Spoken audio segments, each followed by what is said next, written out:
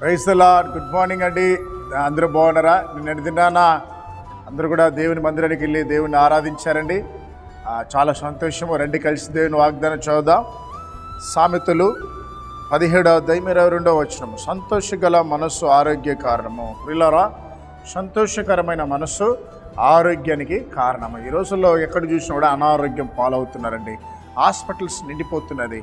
చాలామంది సంపాదిస్తున్నారు కానీ ఒంటి నిండా అనారోగ్యం ఉన్నది. ప్రియులారా, చాలామంది అనారోగ్యానికి కారణం ఏంటంటే చింత, నలిగిపోవడము, డిప్రెషను, ఒత్తిడికి గురవడం వల్ల ఎక్కువ మందికి హార్ట్ అటాక్ వస్తుందండి. చిన్న వయసులో కూడా హార్ట్ అటాక్తో చనిపోతున్నారు. కనుక ఈ రోజుల్లో అన్నీ ఉన్నా కూడా ఆరోగ్యం అనేది చాలా ప్రాముఖ్యమైనది. మనము బ్రతికితేనే ఏదైనా సాధించగలుగుతాం. అసలు ప్రాణంతో ఉంటే కదా మనం చదువుకొని ఐఏఎస్ ఆఫీసర్లు అవుతాము. ప్రాణంతోనే ఉంటే కదా మనం చదువుకొని డాక్టర్లు అవుతాము. ప్రాణంతోనే ఉంటే కదా మనం ఏదైనా సాధించగలుగుతాం. ఆ ప్రాణం ఇవ్వకపోతే ఏం చేయగలుగుతాం చెప్పండి?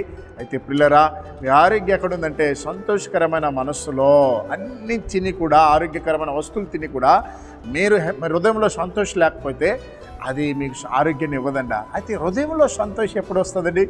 మీరు సినిమాకి వెళ్తే వస్తుందా? లేదా కొత్త బట్టలు కొనుక్కుంటే వస్తుందా? లేదా కొత్త ఇల్లు కట్టుకున్నప్పుడు వస్తుందా? ఇవన్నీ కూడా తాత్కాలికమైన సంతోషం. నిజమైన సంతోషము హృదయం నుండి ఎప్పుడు వస్తుందంటే యేసయ్యని స్తుతించినప్పుడు, యేసయ్యతో మాట్లాడినప్పుడు, యేసయ్యతో స్నేహం చేసినప్పుడు. కాబట్టి ప్రతి క్రైస్తవ జనాంగమా, నీవు సంతోషంగా బ్రతకాలంటే అది ఒక్క దాని వల్ల అవుతుంది. ఉదయం లేచిన వెంటనే దేవుని సన్నిధిలో వెళ్ళి మోకరించి ప్రార్థించి, నీ హృదయంలో నా దేవుడు సంతోషాన్ని కుమ్మరిస్తాడు. ఆ దినము నీకు ఆరోగ్యాన్ని ప్రసాదిస్తాడు. ఆ సంతోషం నీకు ఆరోగ్యాన్ని దయచేస్తుంది. కాబట్టి ఉదయకాలంలో వాగ్దానం వింటున్నా ప్రియ తల్లి తండ్రుల్ని నా దేవుడు ఆరోగ్యంతో నింపును గాక. ప్రతి యవన బిడ్డలను నా దేవుడు ఆరోగ్యంతో నింపును గాక. ఇప్పుడే అనారోగ్యంతో ఉన్న బిడ్డల్ని దేవుడు స్వస్థపరిచి ఆరోగ్యం దయచను గాక. May God bless you. ప్రార్థించేద్దాం. తండ్రి, ఉదయకాలన వాగ్దానమైన బిడ్డల మీద నీ కృప దయచేనా ప్రభా. నీ సన్నిధి కాంతితో నింపునైనా ప్రతి ఒక్కరిని ఆరోగ్యంతో నింపమని ప్రార్థిస్తున్నా. ఉదయకాలన అనారోగ్యంతో హాస్పిటల్ ఉన్న ప్రతి బిడ్డని లేవనెత్తమని ప్రార్థిస్తున్నాం.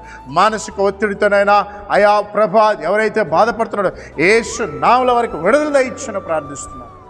మరొకసారి స్కూల్కి వెళ్ళే పిల్లలకి మీరు తోడు నడిపించమని యేసు నామములో ప్రార్థిస్తున్నాం తండ్రి. ఆమేన్.